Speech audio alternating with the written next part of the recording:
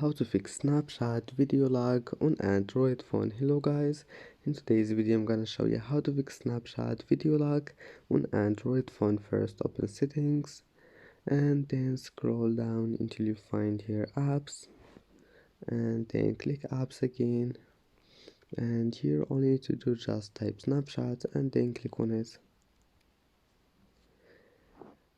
and here click force stop and then go to storage and click clear cache, and now just go back and close all the applications in background, and then go to this one settings here and then go to battery and disable power saving mode.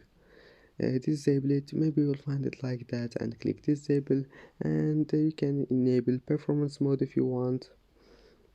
And that's it. Now just try again and your problem must be fixed, and see you in the next video.